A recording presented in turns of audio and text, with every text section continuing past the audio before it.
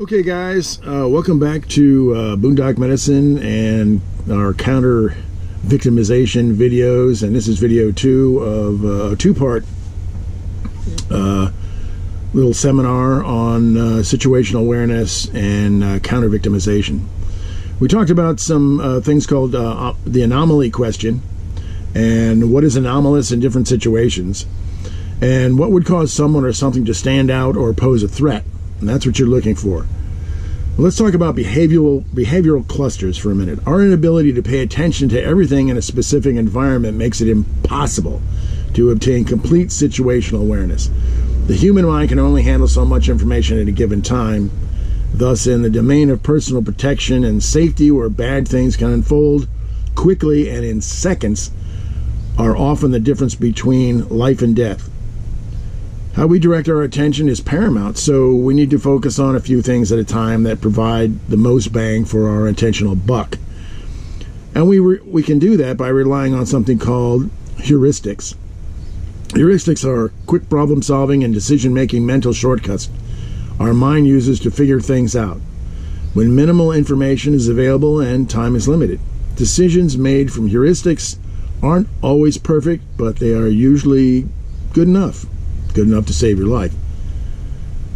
Kinesics is an area of behavior that involves people's conscious and conscious body language. With the domain of kinesics, 3 clusters of body language are of particular interest for situational awareness. They are dominance, submissive behavior, comfortable, uncomfortable behavior, and interested, uninterested behavior.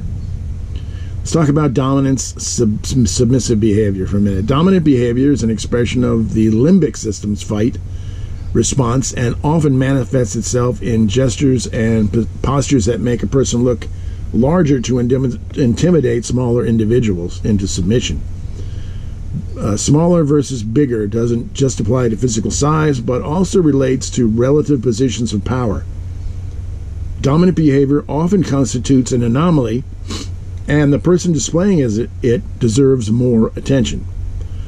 However, context matters. For example, drill sergeants, bosses, and police can express dominant behavior, obviously, and that is a normal behavior for them. Extreme dominant behavior is exhibited by a retail customer, a clinic patient, a taxi driver, Speaker of the House, is something to be aware of. A common display of uncomfortable behavior is when a person looks over their shoulder to see what's behind them or generally scans their surrounding. People who are comfortable generally don't do this because they don't feel any threat. If you see a person looking over their shoulder frequently, or their head is on a swivel, they say, when they should be more comfortable with their surrounding, is an anomaly. Checking your 6 is something that situationally aware good guys do, but if you're doing it right, it shouldn't be noticed. But it takes practice, and some guy with his head on a swivel might be okay, but until you verify that through other observation, be suspicious. Conversely, somebody acting comfortably when everyone else is uncomfortable is an anomaly. The Boston Marathon bombers, 15 April 2013, were caught on surveillance footage looking calm when everyone else was in panic mode. Interested, uninterested behavior. Most people are not paying attention to their environment. Today, people are distracted by their phones, TV, video games, computers. So individuals who are showing interest in a particular person or object that most would not be interested in is an anomaly and warrants further observation. Example, Chicago's O'Hare International in 2018.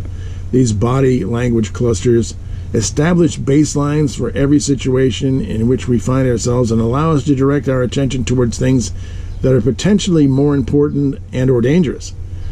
If a person's behavior across these clusters fits the baseline for that particular circumstance, you may choose to ignore them.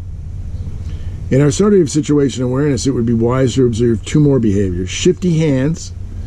I check the hands of any person in which I'm engaging for 2 very good reasons. First, checking the hands of a person ensures that the person is not holding a weapon and is not preparing to strike. Second, hands often telegram hidden nefarious intentions. A person who is concealing something does not want it discovered, a gun, a knife, a bomb, or a stolen object, and will touch or pat that area on his or her body where the object is concealed to ensure the object has not been lost or is still hidden from view. Acting natural. It's difficult to act natural when you're not completely focused on whatever it is you're supposed to be doing. People act natural when they appear distracted and over or under-exaggerate their movements. Most of the time, insurgents in Afghanistan will often try to act like farmers when they are attempting to collect information on U.S. military patrols. Special operations profilers are trained to look for these farmers who appear to be trying too hard. Formulate an action plan based on what you observe, in addition to asking yourself the baseline and anomaly questions every time you enter an environment. Ask yourself another question. What would I do if I saw an anomaly? In other words, initiate an action plan. You may have very little time to plan, but your safety and the safety of your loved ones may be in the balance. As an example, consider an anomaly for which you want to create an action plan. It involves a person with a gun entering an establishment you are currently enjoying. These courses of action in this scenario depend on a few things, and knowing those few things require you to be situationally aware. If the terrorist came in the front door and you are in the rear near the exit, your best option would be to head for the back door quickly. On the other hand, if he or she entered through the back door near you, according to the Department of Homeland Security, your best action may to be immediately close the gap between you and incapacitate him or her. Establish baselines, look for anomalies, initiate an action plan. This is what situational awareness comes down to. Situational awareness as a preventive tactic. Animals are creatures of opportunity. They will only attack another creature if they look vulnerable. It is the same with humans. Criminal terrorists are typically more interested in persons or places that appear to be vulnerable. The victim may be physically weaker or simply caught off guard. Practicing situational awareness will keep you from appearing like an easy target when you're out and about. Look alert. Get your nose out of your smartphone. Check your 6. When walking back to your car at night, have your keys at the ready and constantly scan your surroundings. Looking for vulnerability equals target of opportunity.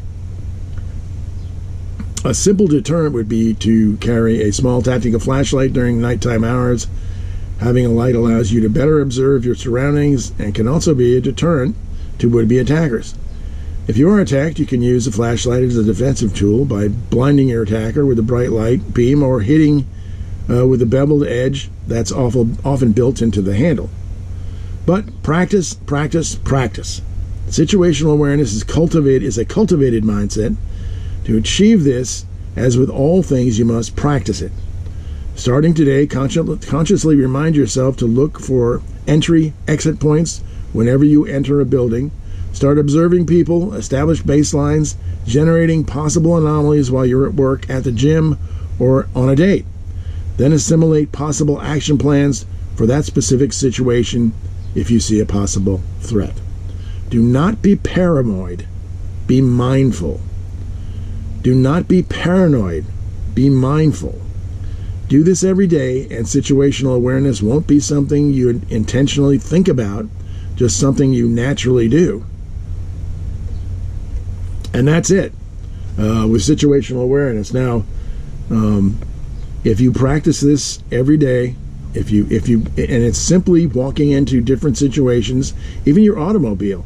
When you slide into your automobile, look around, look in the back seat, look front, look all around you to make sure that there is no threat. When you walk into your favorite restaurant, same thing. When you walk into your favorite movie theater to watch whatever, make sure that there are no anomalies. Make sure things are normal, basically, as what we've talked about here. If you practice these things every day, they will become, as they are for me and many special forces operators and covert operators, something that you do without even thinking. All right? Okay. You guys stay safe. AMF.